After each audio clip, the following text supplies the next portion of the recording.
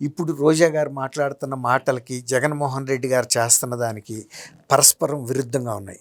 ఇప్పుడు కూడా ఆమె ఏం మాట్లాడుతుందంటే, జగన్మోహన్ రెడ్డి గారు చెప్తున్నాడంట, మీరు ఎవరైనా అక్రమ కేసుల వల్ల జైలుకెళ్తే మీరేమి సిగ్గుపడొద్దు.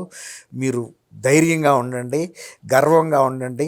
మీరు ఏదైనా తప్పు చేసి జైలుకెళ్తే మాత్రమే మీరు బాధపడాలని చెబుతున్నాడని చెప్పి. అక్రమ కేసులు పెట్టినా మీ తరపున పోరాటానికి పార్టీ నేను ఎల్లవేళలా సిద్ధంగా ఉన్నామని జగన్మోహన్ రెడ్డి చెప్తున్నాడని చెప్పి. జగన్మోహన్ రెడ్డి గారు ఎవరి మీద కేసులు పెట్టినా వాళ్ళని నా పార్టీ వ్యక్తి కాదని తీసి అవతల పెడుతున్నాడే తప్ప, వాళ్ళు టీడీపీకి సంబంధించిన వ్యక్తులు అని చెప్తున్నాడు. అంతే తప్ప వాళ్ళు 5 సంవత్సరాల పాటు 10 సంవత్సరాల పాటు నా పార్టీలో ఉండి నాకు సలహాదారులుగా ఉండి ఈ కుంభకోణాల్లో డబ్బులు వసూలు చేసి నా ఇంటికి పంపించారని విషయాన్ని ఆయన మర్చిపోతున్నాడు. ఆయన తెలుగుదేశం నాయకులైతే, తెలుగుదేశంకి సంబంధించిన వాళ్ళైతే ఆయన ఎందుకు సలహాదారులుగా పెట్టుకుంటాడు? లక్షల రూపాయలు శాలరీస్ ఇచ్చి. తర్వాత వాళ్ళు తెలుగుదేశం నాయకులైతే మద్యం విధానాన్ని నిర్ణయించమని తెలుగుదేశం నాయకులకి ఎందుకు అప్పచెబుతాడు?